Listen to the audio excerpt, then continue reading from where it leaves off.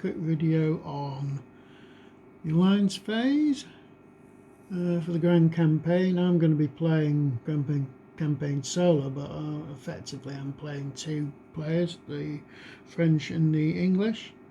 Your alliance display is up on the board here. You've got pro-French powers, anti-French powers, and your neutrals. Okay, during the alliance phase in the pro-French player segment, the French player may choose any one eligible major state, excluding England, and attempt to change the political status of that state by rolling the dice. If the modified result is 0 or less, the political status of the specified state is immediately altered. If the state is neutral, it becomes pro-French. If the state is currently anti-French, it becomes neutral. The dice roll is modified as following to a maximum of plus or minus 4. You get -1 for each pro-French city point and for each pro-French major state and minor state group. You get +1 for each anti-French city point and for each anti-French major state and minor group. Minor groups are the ones defined here with German minors, Baltic minors, Italian minors and Western minors. You can see what makes up a minor group by going to your force display, and you can see here, say Italian minor states, you can see that is made up of North Italy, Naples, Dalmatia and Switzerland. So basically, to get that minor state group on your side, you need to control all 4 of those minor states.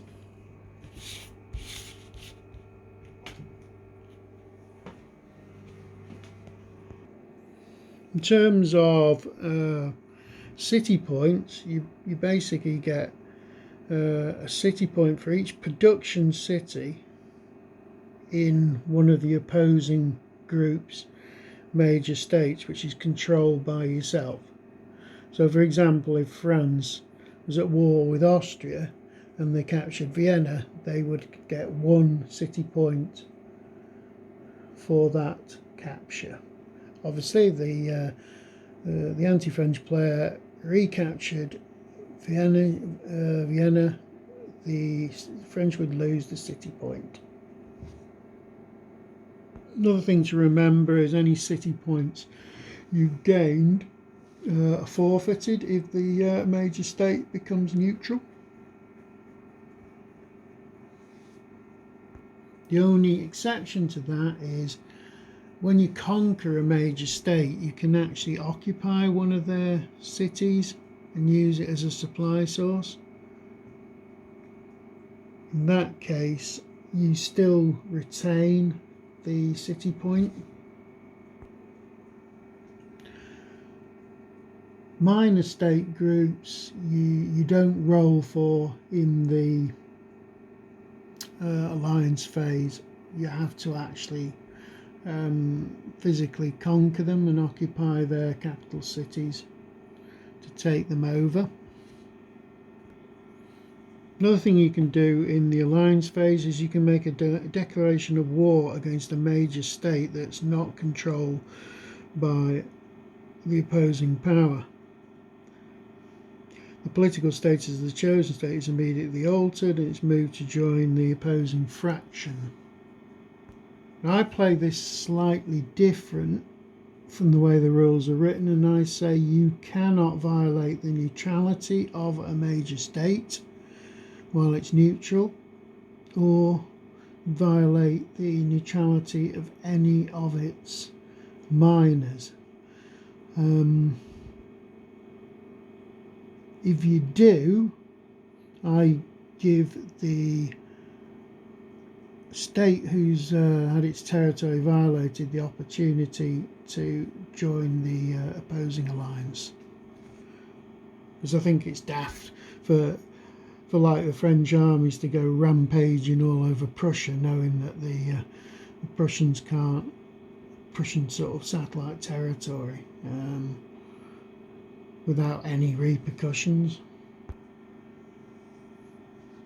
You also have in the alliance phase, you have the ability to exchange prisoners.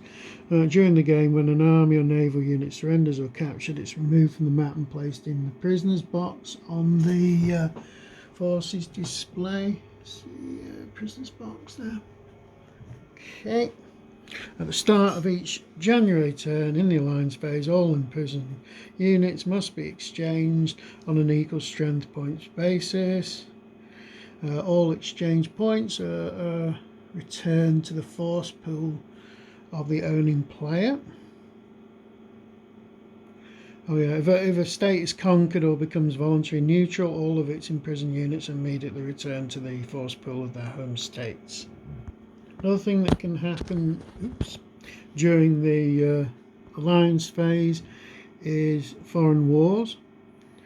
So each January during the alliance phase, the French player rolls 2 separate dice. The first die rolled is for England, right? And if they roll a 1, England is at war with the United States. During the next production phase, the English player must remove forces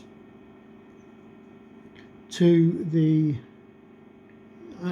United States at war. We can move them to the box on the force pool display.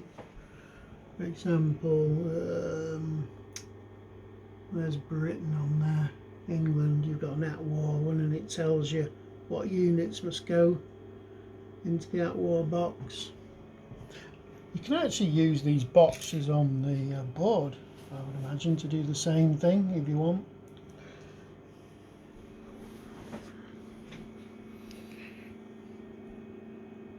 Okay, the second die roll is for Russia, and if you roll a 1 on that, Russia's at war with Turkey. During his next production phase, the player owns Russia must remove the designated forces, which are on the force display. Okay, well, there's some special rules for Russia. If they're at war with Turkey, Kiev no longer functions as a production city for Russia. But you still got to say, in order to conquer Russia, you've still got to conquer Kiev to count as conquering all the Russian production cities. Right, each turn while at war, during the alliance phase, the English and Russian player may roll a dice in order to end the respective wars. The English player rolls 2 dice. If the die roll is 12, the war ends and the unit of war box are returned to the map board during the owning player's next production phase at any production city in the home country. Russian player may designate 1 production point per turn to modify the die roll for a war with Turkey. If the die roll is 11 or greater, the war ends. Another thing to remember, there can only be 1 war between England and the United States, but you can have multiple wars between Russia and Turkey. Finally, for this section, we'll just discuss some of the special minors, like Denmark, which is a neutral minor state. During the alliance phase, in a pro-French player segment, if both Austria and Prussia have been conquered at least 1 time, the pro-French may attempt to change the political status of Denmark by rolling a dice as part of the alliance phase. The modified result is 0 or less. Denmark is immediately altered. If it's neutral, it becomes pro-French. If it's anti-French, it becomes neutral.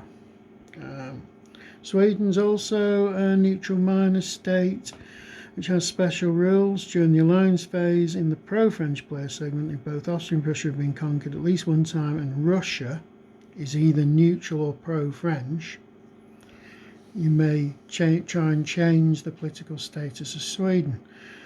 If the modified result is 0 or less, Sweden is immediately altered.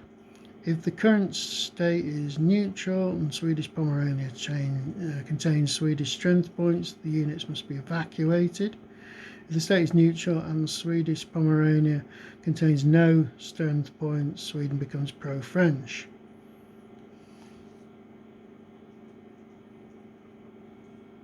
Another thing to remember about Sweden, if Sweden becomes pro-French, the Russian player during his next production phase must remove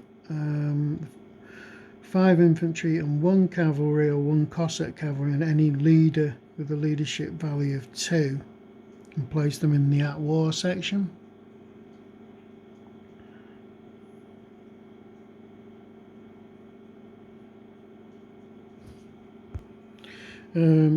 Russia has the option of rolling during the alliance phase to end the war with Sweden. Does this in the same way as it did for ending the war with Turkey. You can use production points to alter your die roll, but if you get 11 or more on 2 dice, the war ends.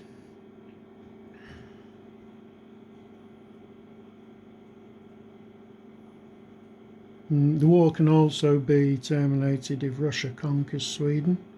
There only can be 1 war between Russia and Sweden during the game. Okay, that's it.